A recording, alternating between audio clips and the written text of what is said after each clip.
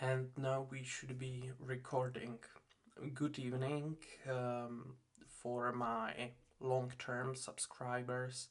I just want to say that today, in today's video, I will not be addressing the reasons why I was inactive for like a half a year. Today I am recording this video because I need to read some articles about artificial intelligence, more precisely pair with Google, as you can see, pair with Google from who else than Google. Uh, and I thought that maybe it would be interesting to record myself reading it. If anyone would be interested, it's quite an experimental content. The last thing I want to say is I want to apologize for the sound quality. I am currently building a studio in my bedroom basically, but I don't have it set up yet, so there's an echo whenever I'm talking. I try to reduce the echo by setting the equalizer to the incoming sound into the microphone, but I am not quite sure if it helps adequately. Anyway, let's start. Pair. AI explorables. So, big ideas in machine learning. Simply explained, well, I'm looking forward to it. The rapidly increasing usage of machine learning raises complicated questions. How can we tell if models are fair? That's a good question. Why do models make the predictions that they do? And what are the privacy implications of feeding enormous amounts of data into models? This ongoing series of interactive essays will walk you through these important concepts. I guess this will be a long video as there are 12, 14 sections. The first section: can large language models explain their internal mechanisms? Let's have a look at it. The mind, I will just enlarge it a bit. The mind of a large language model, or LLM, consists of layers of interconnected artificial neurons. These layers communicate with vectors of numbers, often called the hidden representation. Deriving a human comprehensible meaning from such internals of AI systems is the focus of research into machine learning interpretability, which has been making many exciting advances recently. This explorable is about one of these advances, a new family of interpretability methods called patch scopes. The idea is to perform a kind of surgery on the neurons of an LLM, cutting out and replacing hidden representations between different prompts and layers. The key concept is the inspection prompt, which acts as a lens into the mind of an LLM, allowing the model itself to help uncover human interpretable meaning. So, as we can see here, the source prompt is United Kingdom, 2 words, and by extracting a hidden representation we get the inspection prompt, which is the largest city in X, and patching it into a constructed prompt. Okay, wait, By extracting a hidden representation and patching it into a constructed prompt, we can answer questions about the information captured by the representation. So, we extract something from the source prompt, the United Kingdom, and put it into inspection prompt called the largest city in United Kingdom, and we get London. Patch Scopes is built on an understanding of LLMs and the transformer architecture. For a deeper dive into transformers and the schematic diagrams we use throughout this explorable, see Appendix A. Oh god, it's going in branches. Appendix A, a brief review of transformers. LLMs are transformer models that take a text string as input, called a prompt, that describes a task such as answering a question, summarizing an article, translating text, generating code snippets. Sorry for the stuttering in my speech. I hope that it will go away eventually. Anyway, the LLM's job is to generate the text that best follows from the task captured in the prompt. For an illustrative example, consider the prompt United Kingdom. Oh, thankfully they are going to explain it to me. This input text is tokenized. Tokenization strategies are complex and high variable. Models are trained to work with specific tokenizers, and tokenizations may be incompatible across models. Well, that was enriching information. However, input text is tokenized, which means broken up into the model's atomic vocabulary, consisting of individual words and small sequences of characters. So here for this model, their atomic vocabulary apparently contains both the words United and Kingdom. Each token is embedded into high-dimensional numeric vector to facilitate computation. We represent this operation with a trapezoid. The embedded vector is the first hidden representation in the model. Okay, so we change the word United and also the word Kingdom into numeric vectors. And after embedding, LLMs are organized into layers of transformer blocks. Each layer produces an updated hidden representation based on the output of the preceding layer, which we visualize with a circle labeled L, with the higher index I, where I stands for the layer index. Oh, L is layer, and which index? Okay, the hidden representation produced by the first transformer is labeled L0, obviously. So the word United gets turned into numeric vector and then is labeled as by the first transformer and is labeled sorry. Each layer produces updated. Okay, so the updated hidden representation of the numeric United vector is called layer 0.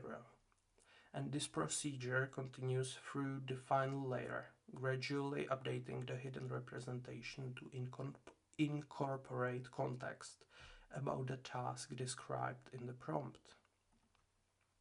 So the word United is first transformed into numeric vector, then it goes through the transformer and is transformed into what they call hidden representation, which is a numeric vector after the after going through the first transformer and it's labeled layer 0, and then they do it again to label it layer 1 and layer 2, layer 3 and so on until, is that layer 9 or layer 39? I don't know why it was, why is the text being cut in half? Anyway, next subsequent prompt tokens are fed into the network. Tokens are stored in an ordered sequence, and the hidden representation produced by a layer for a given token is influenced by the hidden representation for that token at the preceding layer, as well as the hidden representations for all preceding tokens in the sequence.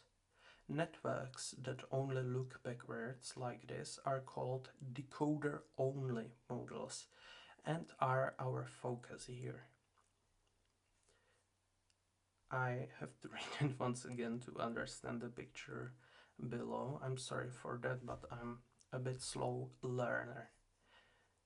Once again, tokens are stored in an ordered sequence. Okay. And the hidden representation produced by a layer for a given token is influenced by the hidden representation for the token in the preceding layer, as well as the hidden representation. Oh, okay, now I get it. It's quite obvious when you look at this this picture, but I'm a bit a slow learner, so basically they are saying that that after layer 0 is the first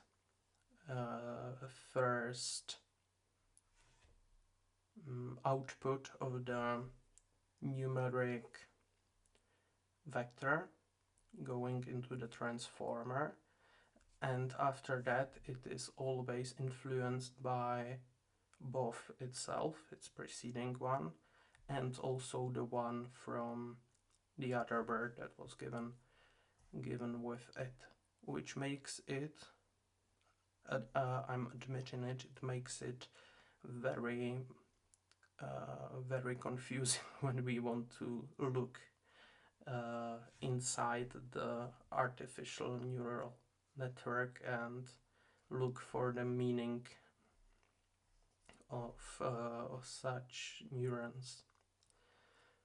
After the final prompt token is processed, the final layer's hidden representation is used to yield an output token based on the distribution of the model's training data. This output token becomes the next input to the network.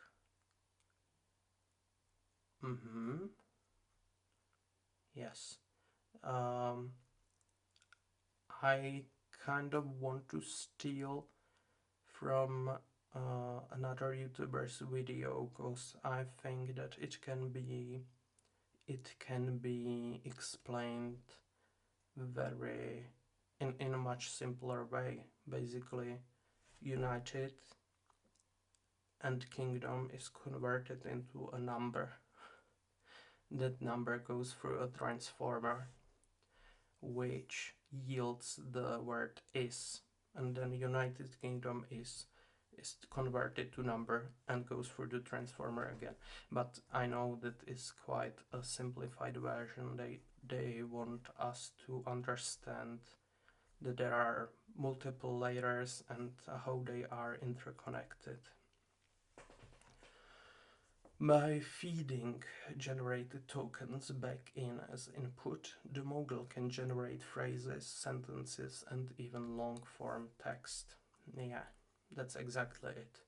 United and Kingdom is processed and yields is, and with this kind of arrow with a tail, they want to say that The word is also included when influencing the other. It's not layer, but like rows. Rows, R-O-W, rows, as you see it in this picture. For a more in-depth visual exploration of transformers and the attention mechanism, see the related YouTube videos from 3 Blue 1 Brown. That's nice that they are referencing a YouTube video instead of trying to describe it themselves. That's the end of Appendix A, and we can continue with letting representations talk with patch scopes. The patch scopes framework leverages a simple premise. LLMs, or what is a large language models, okay? Large language models have the inherent ability to translate their own seemingly inscrutable hidden representations into human understandable text.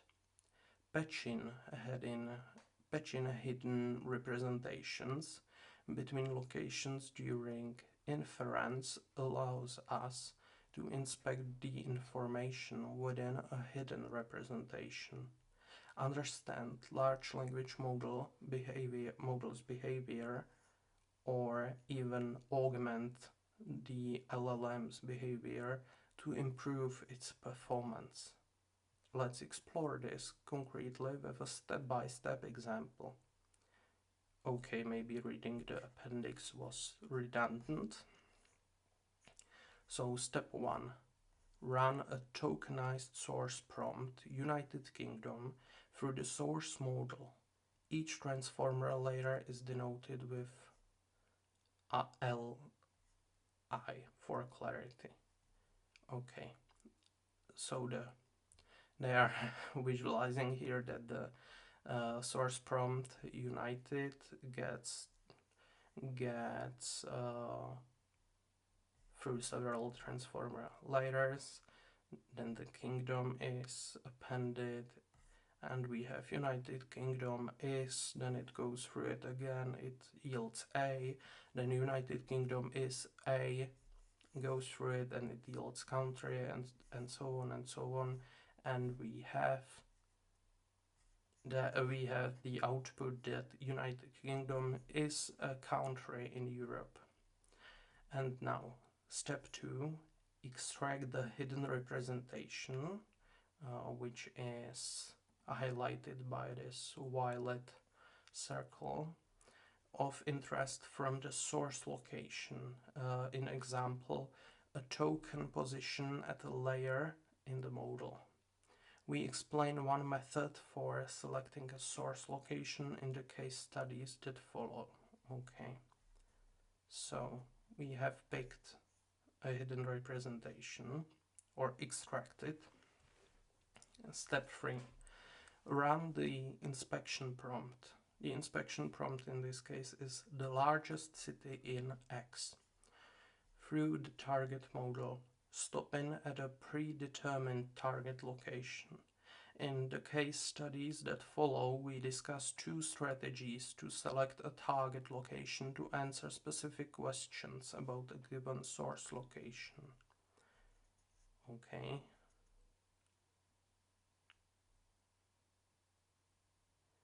I feel like I'm starting to understand. Maybe. Maybe not. Step 4. At the target location, inject the hidden representation extracted in step 2. Okay. We call this the patching operation. Okay. And after the patching operation, it's not displaying correctly. Anyway, after the patching operation, what do we have? We get London is also the capital. Okay. The largest city in X.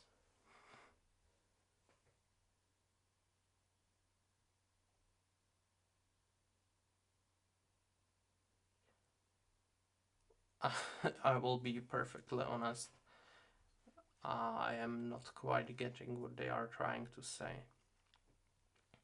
Step 5 says continue generation for the inspection prompt with the patched hidden representation, taking the place of the X token from that layer on.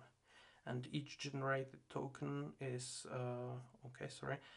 each generated token is fed back into the network to update the sequence and allow something which I will not be shown.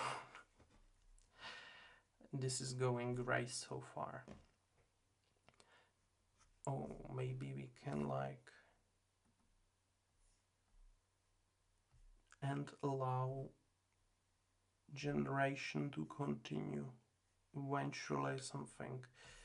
I have no idea. I'm sorry for that. Yeah, it is obviously an experimental video. PatchScopes is a surprisingly versatile tool. It can be used for tasks like extracting factual information such as the country in which Barcelona is located, understanding the mechanisms of modal refusal, such as refusing to respond to a prompt that is perceived to come from a person with malicious intent. Yeah, that is what OpenAI is using, and I believe OpenAI is somehow, wasn't it bought by Google? I don't know yet. But yes, that is a very useful tool. Another example is debugging incorrect outputs, okay, or even finding latent harmful information that might exist in a model even if it isn't verbalized. In the following sections, we explore 3 case studies in which PatchScopes is used to, number 1, discover how models resolve entities in their early layers. The second part is to show us how PatchScopes are used to evaluate how accurately the model's hidden representation captures well-known concepts. And number 3, how PatchScopes is used to augment the model's processing of complex questions. These case studies touch upon some of the aspects of PatchScopes that require human judgment, such as determining good target locations for a given source location, or how to construct prompts that enable model inspection. Although there are many more dimensions and design considerations to be explored. And we have also here the link to Appendix B, which, as I have, if I understand it correctly, we don't need to read the appendixes to get the basics from all of these 14 topics. So far I am quite struggling with this patching topic, as it is quite it is hardly imaginable for me, but let's continue. Case study: verbalizing the model's thought process. An LLM's ability to perform a task like answering questions, summarizing documents, translating languages is dependent on its ability to correctly contextualize the tokens in its prompt. For example, to answer the question, when was Diana, Princess of Wales, born? The God, sorry for that. I accidentally scrolled. For example, to answer the question, when was Diana, Princess of Wales, born? The model must understand that Diana refers to Princess Diana, rather than the generic name or the ancient Roman goddess of the hunt. At what point does the model make this association, if at all? In this study, we use spectroscopes to shed light on how models process tokens across the layers of the model and update their hidden representations to resolve what an entity refers to. We focus on understanding hidden representations of named entities, such as people, places, movies, etc. So, entity resolution and establishing context from a prompt. We are first going to identify how the model resolves the entity Diana from a source prompt. This is the first step in understanding how the model stores and accesses factual information which can enable other tasks, such as correcting outdated information.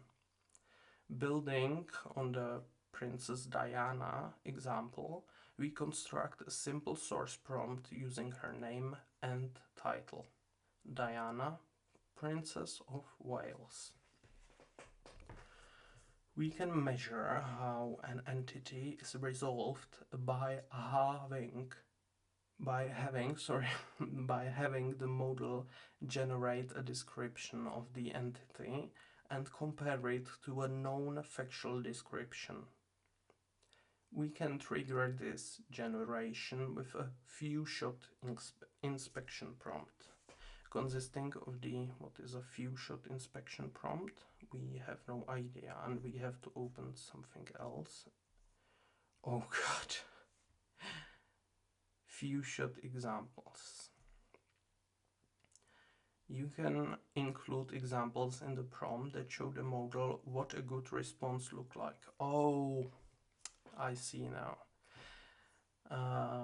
We can trigger this generation with a few-shot inspection prompt consisting of entity names followed by their description and the final placeholder token X, which will be used as the target patching location. So we say Syria, don't know how this one is called in English, wait a second.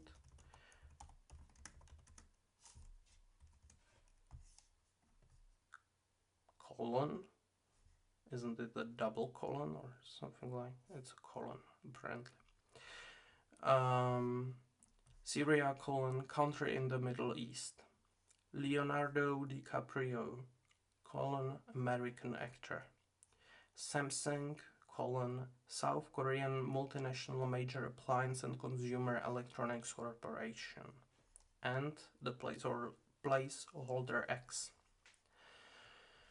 We feed the source prompt into a 40-layer model and extract the hidden representation of the Wales token at every layer. Next, each hidden representation is patched into the first layer in place of the X token in the inspection prompt. Finally, the large language model continues decoding on this patched inspection prompt to generate the entity description for the given hidden representation of the Wales token. In the table below, we show the generated descriptions from the first 10 source layers and use an LLM-based automated evaluator to score the similarity of each output to the Wikipedia description of the original source prompt on a scale of 0 to 10.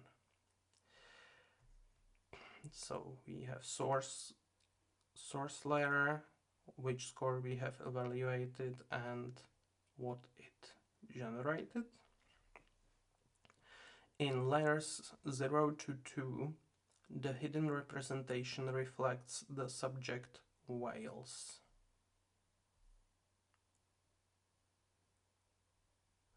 In layers 3 to 4, the hidden representation reflects the subject Princess of Wales.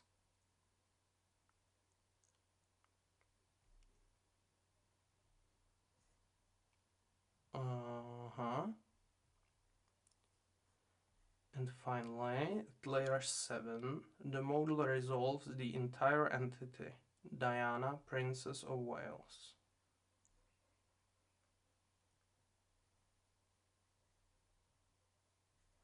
Looking across all 40 layers, we start to see a pattern in the per-layer automated evaluator scores. That entity resolution typically happens in the early layers with its number lesser than 20 of the model. The general pattern of resolving in the early layers corresponds with theories about layer function. The role of early layers is to establish context from the prompt. Entity resolution score over source layers. Oh, okay. So it's like an evaluation where the recognition happens. For Diana, we see critically inflections early on layer 3. Oh, this is layer 3, as it is numbered from 0, where the model starts to resolve attributes of this person. It's a title held by female British royalty. Oh, I guess it is not like. I guess this is a different picture, and this is just a simplified version. So for Diana, we see critical inflections early on layers 3 and 5, where the model starts to resolve attributes of this person before the entity is properly resolved at layer 7. 5, 6, 7, okay.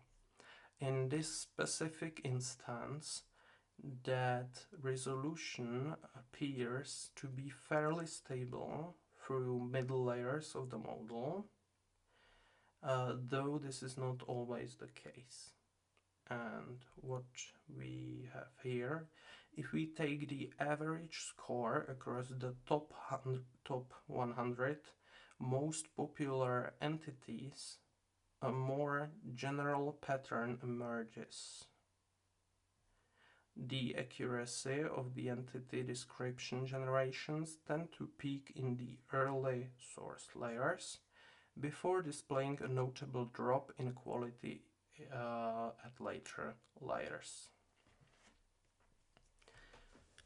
I am sort of going to read everything and stop trying to understand it right now, and I will play back this video after it is done, and hopefully something will click in my head. I do understand the basics, of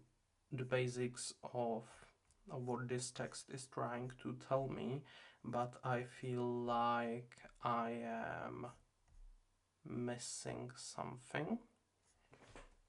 Let's read further. Tokenization can change how each layer processes information. That's just a reference. Tokenization differs between model families and has a strong impact on how the model navigates its embedding space. In the following visualization, we will focus on a tokenized representation of an example source prompt Dubai, which is for some reason split into DUP and AI. Using the same few-shot entity description inspection prompt seen above, this example demonstrates the influence of token bilayer processing on the generated text. We see the outputs change as the model incorporates more tokens into its context.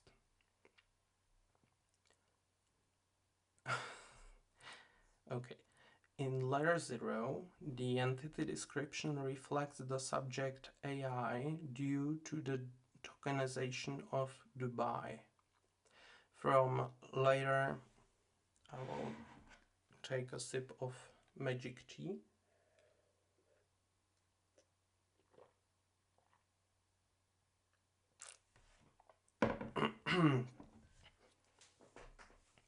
From layer 1 onward, the full source prompt Dubai is processed, which is very straightforward here. That didn't even need the whole picture, doesn't matter. From TV shows to countries, exploring classes of named entities. The visualization below allows you to explore more examples of named entities on your own. While this dataset is by no means exhaustively descriptive of the model's behavior, we do see differences in where the model resolves the target entity across different classes, TV shows, people, countries, and even across token counts. Careful observers will notice a pattern in the way the model processes information.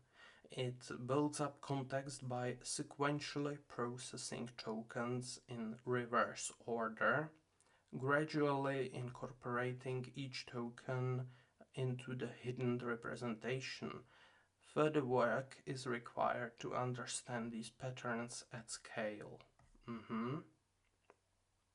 Note that the model can sometimes output incorrect information about the entity it's describing. Select an example to use as a source prompt. Okay, by the way, this is a free documentation. This is a free essay which Google published, so if you want to try everything yourself, go ahead to https://pairwithgoogle.com, pair.withgoogle.com, and that's it.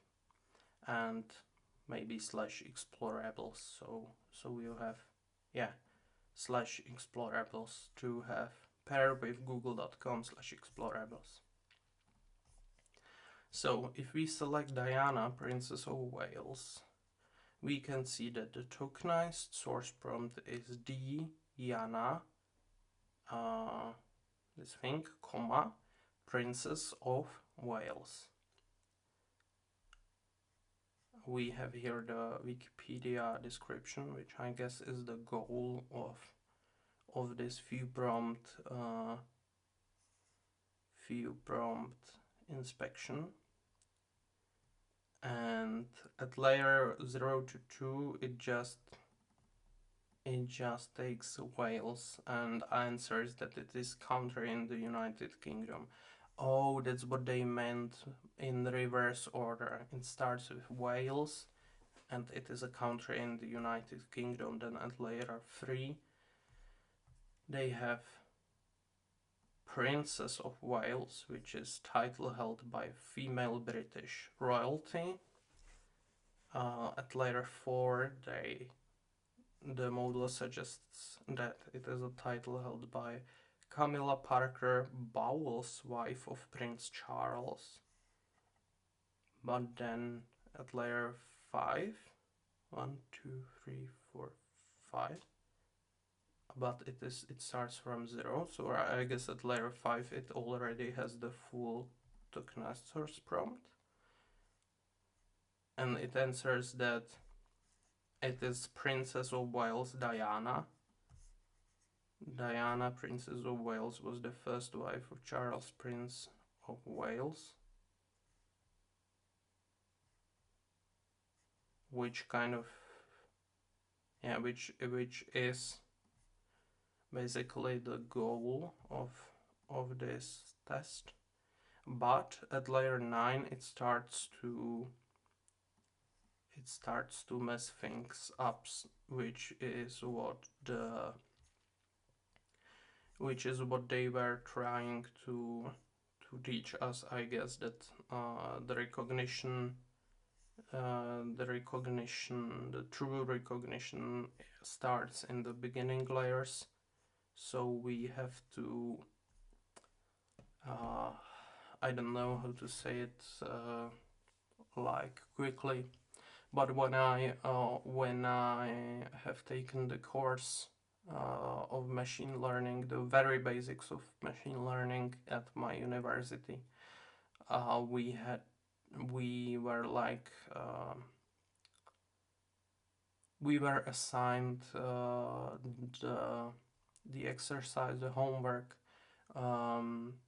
of building a small neural network to recognize handwritten numbers from 0 to 9. And we were explicitly told to experiment with the number of layers, and we were warned that too many layers make the model perform worse than otherwise. Let's have a look what it says for North Korea.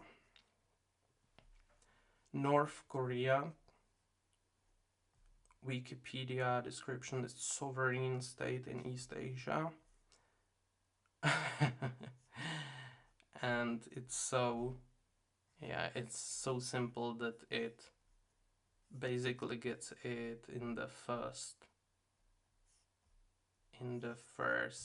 transformer layer. Well, that's interesting.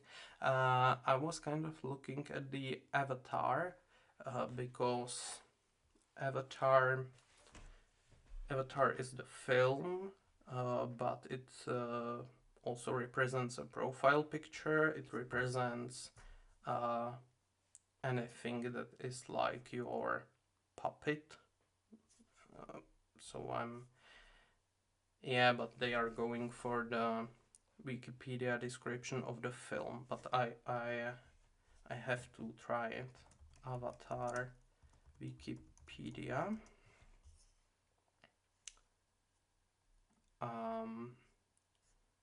Where is the fork? How can I access the fork? Let's first start with English, and for the text terminal, here. Yeah, so there are many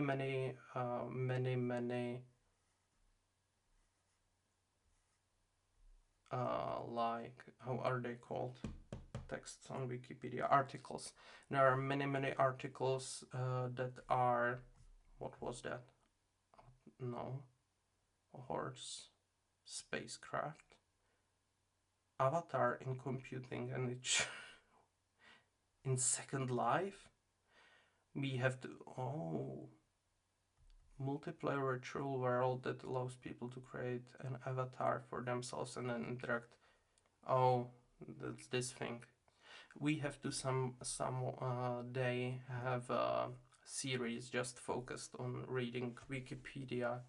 I think if you for some reason find my voice pleasurable, that it will be quite nice. I like to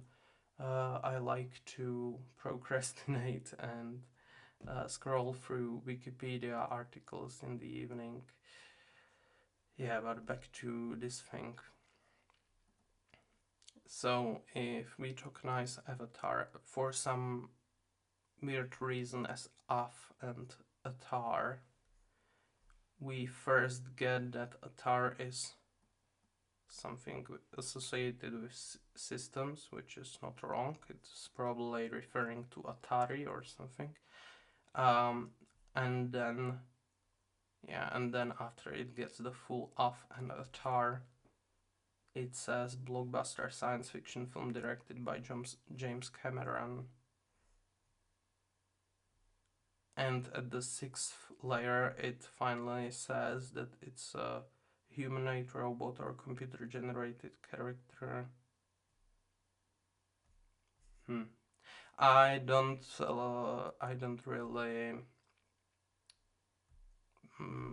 I don't really agree with Google here, as I don't think that you should train an AI to always use the fixed Wikipedia description. I guess a lot of, obviously not the 8th one, but a lot of these with a evaluator score that is quite low is more truthful.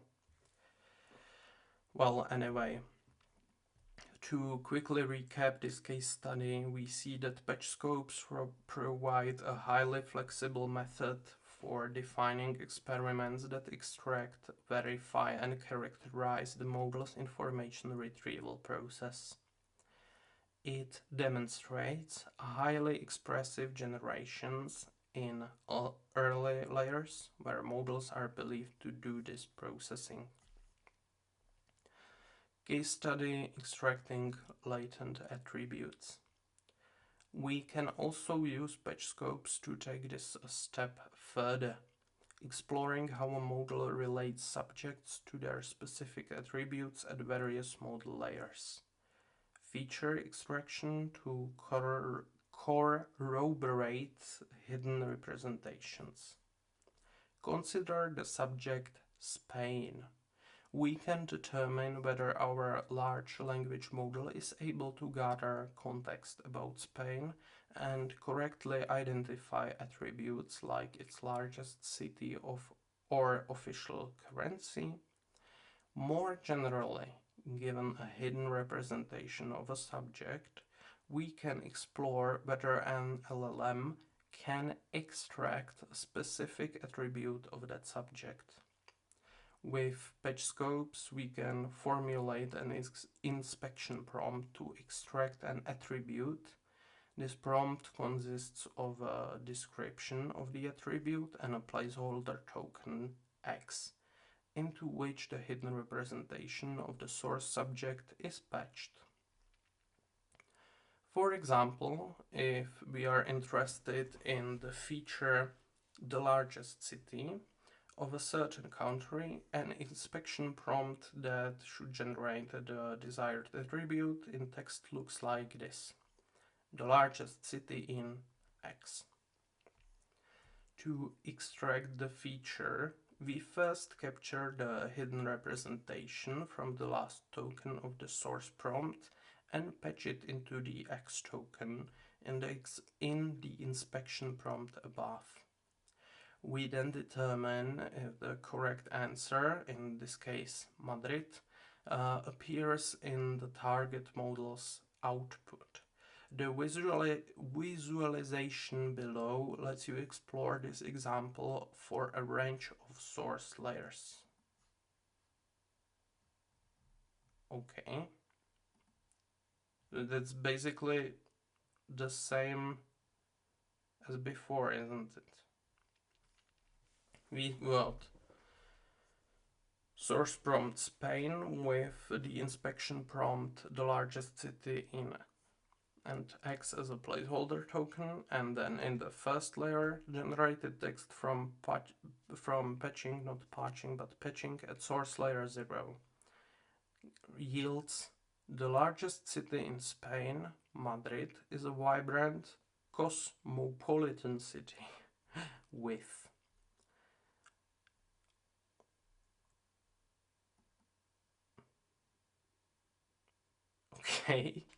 cosmopolitan city with generated text from patching at source layer 1 cosmopolitan metropolis.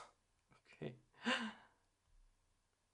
there is no difference between 1, 2, 3, between the second, third, fourth, and fifth layer, they are indifferent. Then it changes to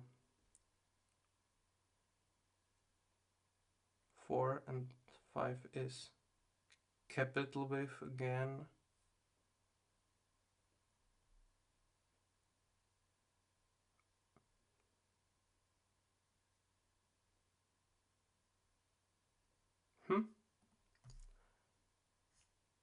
Perhaps I'm too stupid for this. Oh god, why have I chosen to study computer science when I'm so stupid? Comparing pitch scopes to probing. The most comparable approach to this problem is a technique called probing.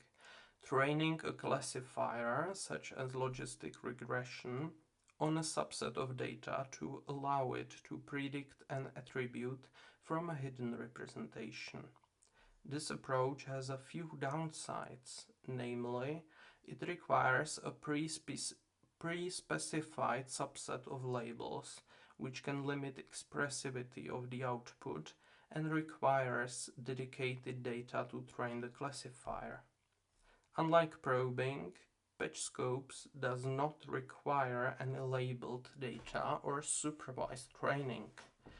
Additionally, we show that pitch scopes is more accurate than probing in many contexts in the full paper.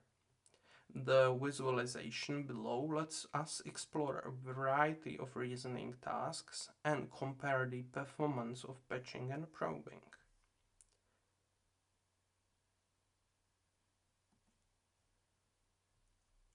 Let's start with select an example task to compare probing and pitching. So fruit inside color.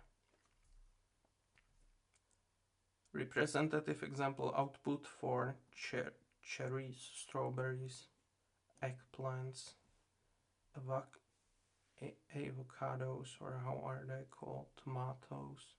Oh, so which color is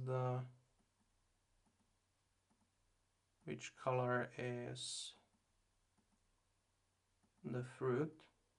But it only answers in red. No, it also is eggplant is white. Yeah. Yeah, it is okay. But I have no idea what they mean by probing. A few noticeable patterns emerge from these examples. Pitch scopes outperforms probing in early layers. Oh, yeah, it's comparing probing and pitch scopes in accuracy. Oh, now I understand. I'm sorry for my stupidity. At layer 12 they perform the same for eggplants. But we can try strawberries and... Did it change? No, it did not change. Okay, the accuracy is the same for fruit inside color for each layer. Okay. And I guess these were the prompts 1, 2, 3, 4, 5, 6, 7 at which they measure the accuracy in percents. A few noticeable patterns emerge from this example. Pitch scopes outperforms probing in early layers on 7 of the 8 tasks. Pitch scopes is violet or purple. Purple is okay.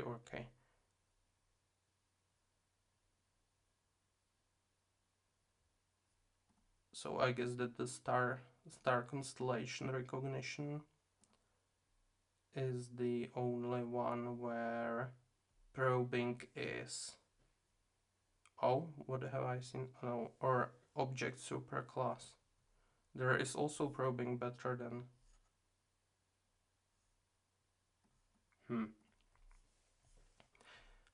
According to Google, pitch scopes outperforms probing in early layers on 7 of the 8 tasks. However, in 4 of the 8 tasks, probing outperforms patching in some later layers. As we saw in the prior case study, information about the input is more readily accessible in early to mid layers, before the model shifts towards next token prediction.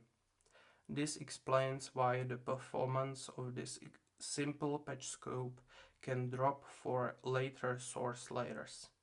In the open questions section, we will discuss some strategies to improve attribute extraction accuracy in later layers by adjusting the patch scope configuration.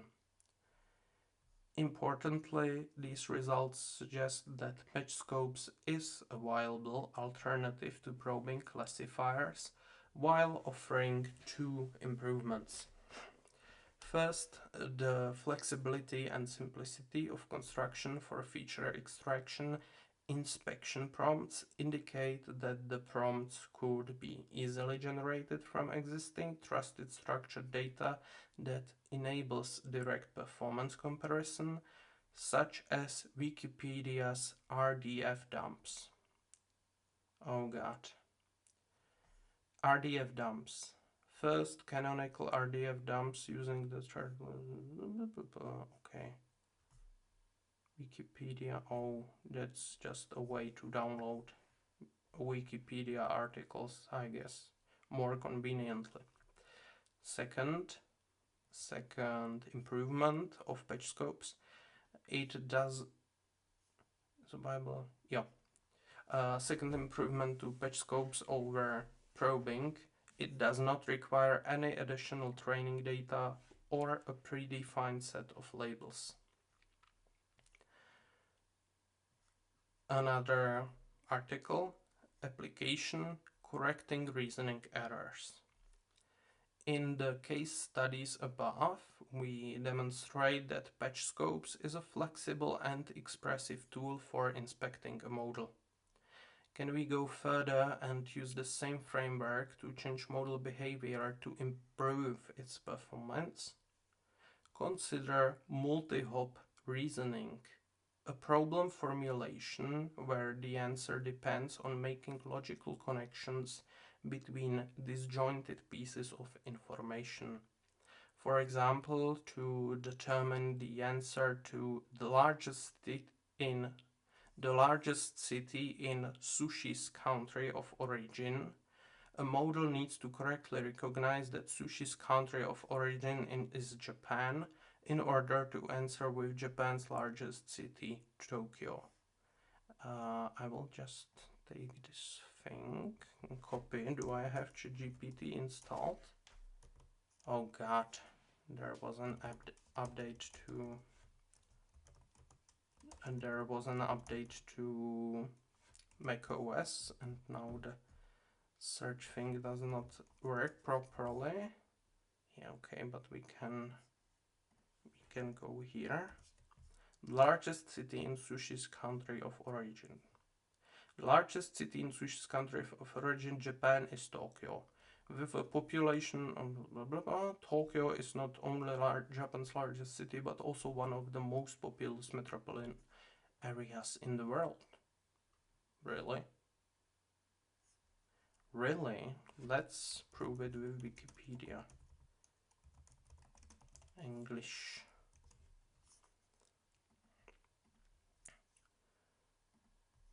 Come on. Imperial Sea. Islands country it is located in blah blah blah. 11th most populous country, it really is.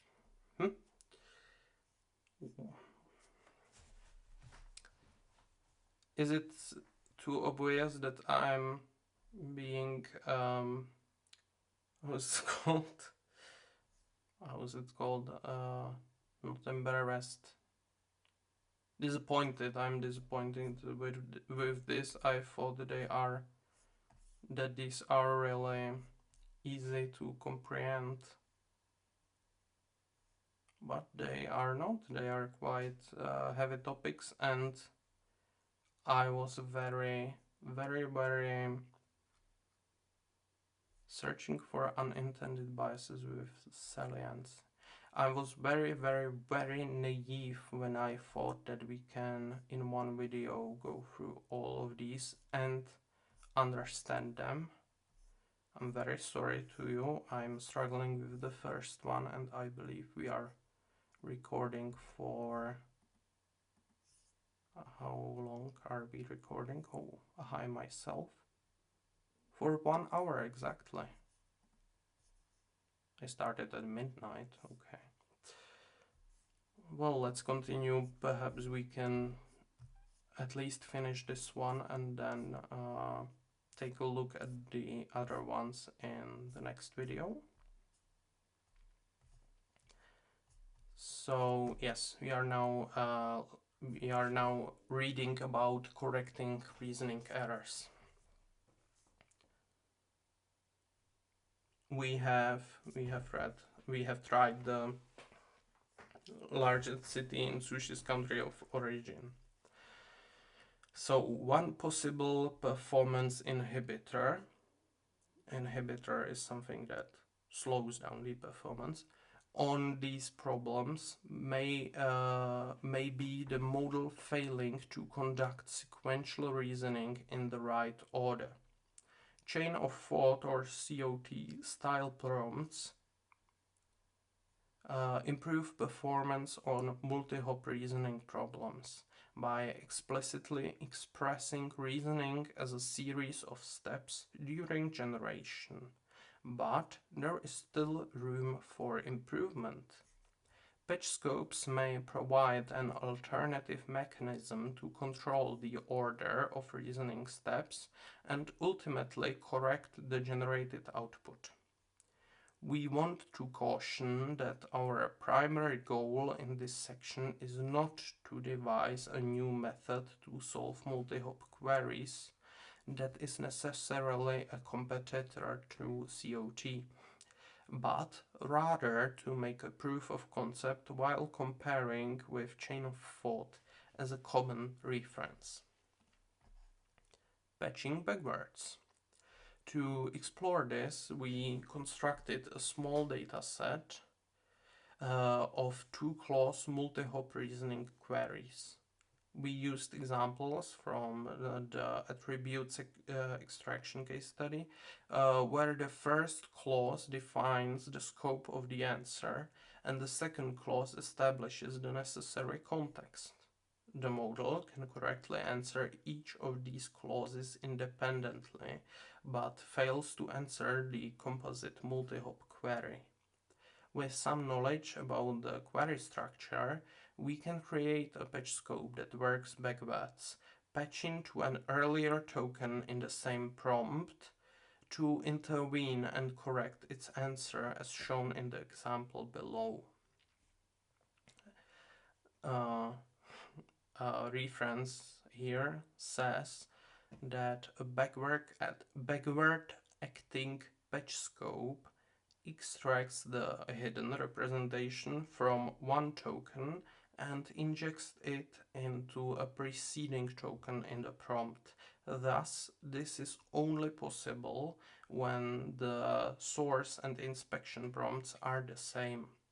While the exact implication of patch directionality are unknown, we believe that this technique will be useful for understanding the information flow inside the model and may aid in the identifying reasoning circuits, for example. Am I...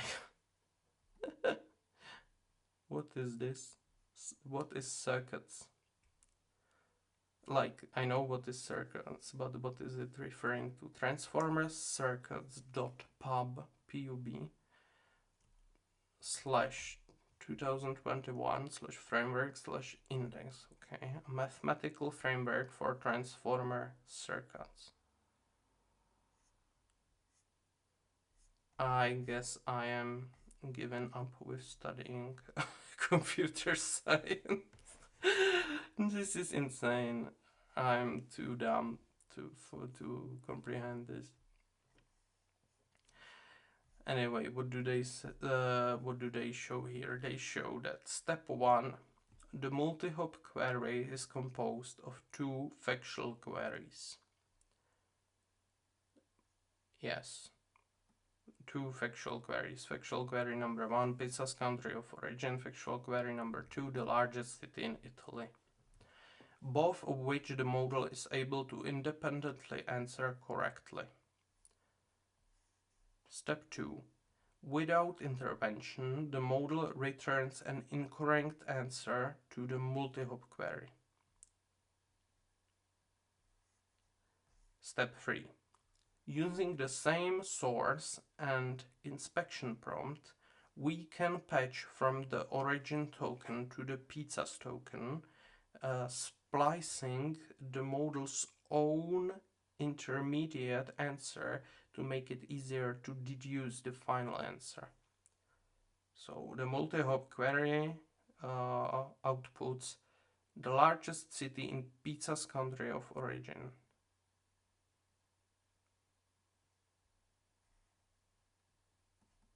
Oh, no.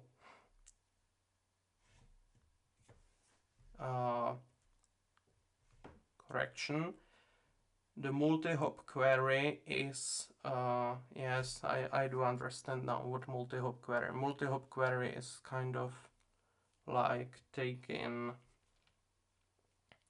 the associations, like what was the input? The input was something like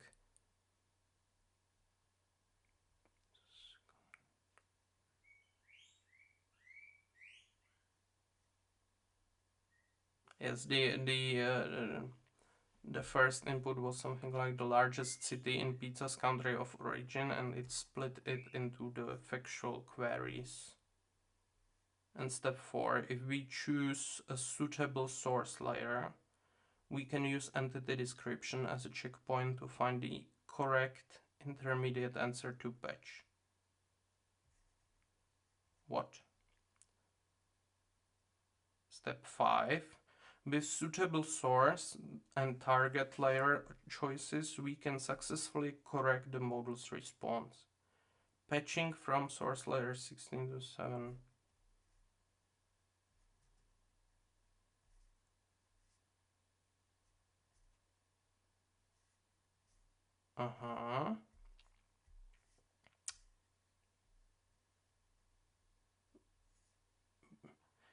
Multi-hop patching average accuracy table, where on the y-axis we have target layer, and on the x, I am very sorry, but I'm too tired to continue this. Perhaps it is not a good practice to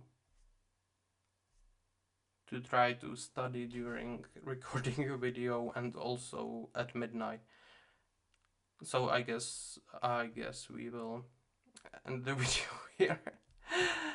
And I will have to work on my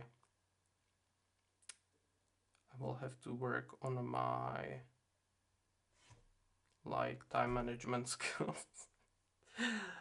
I hope that we will see each other soon in an environment without echo, without the reverb, and in an environment where we will hopefully play some games and do something more, which is more fun than reading an article that I fail to comprehend. Yeah, sorry for that. I hope that at least some of you find this video enjoyable, I guess, if you want to fall asleep or something like that, hopefully. Yeah, bye, have a great day, bye.